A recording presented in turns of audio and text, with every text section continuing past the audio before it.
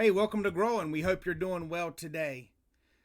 In the little box here, it says bitterness is like a drinking poison and waiting for the other person to die.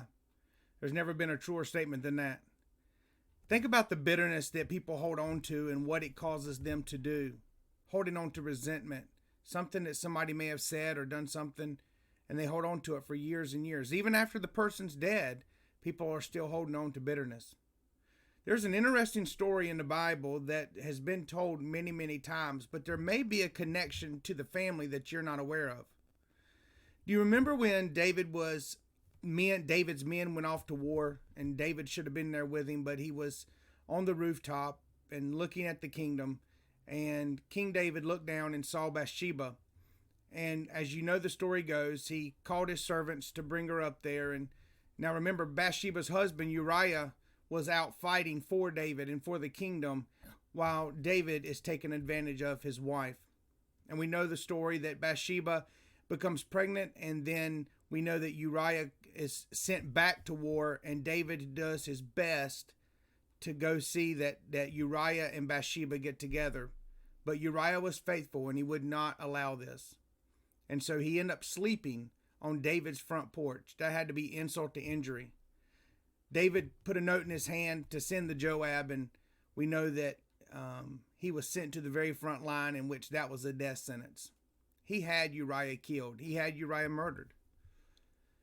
And we know the baby died that was in Bathsheba's womb, but Bathsheba became David's wife. Now, we understand that story, but I want you to understand who was in the kingdom, who was in this palace. There was a man named Ahithophel, and Ahithophel was a counselor to David. In fact, we know by God's word that it says this, that when Ahithophel spoke, it was as if God was speaking himself. He was extremely wise. He was a counselor to David, and David obeyed what Ahithophel said. Now, what you may not know is this: Bathsheba and Ahithophel are related. In fact, that is her grandfather. And so when David committed this horrible act, Ahithophel either knew about it and couldn't stop David, or was afraid to stop David, or he found out about it after the fact. And can you imagine knowing that your granddaughter has now been taken advantage of, has lost a child, the king has killed her husband, your family, and what happens is a root of bitterness begins to start in Ahithophel's life.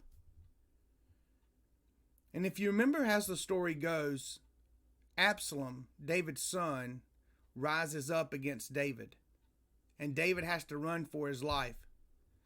But Absalom and Ahithophel begin to team up, where Ahithophel was David's man, David's counselor, but now Absalom and Ahithophel are now a team. And this is what Ahithophel tells Absalom after David is running for his life.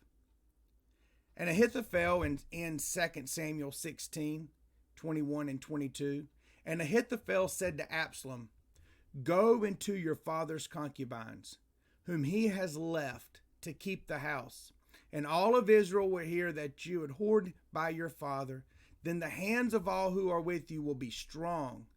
They pitched a tent for Absalom on the rooftop of the house, and Absalom went into his father's concubines in the sight of all of Israel. This is a horrific event.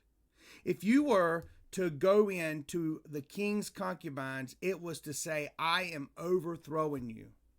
But those were the kings. And let's just get real. The bottom line, he was abusing those ladies. That's what he was doing.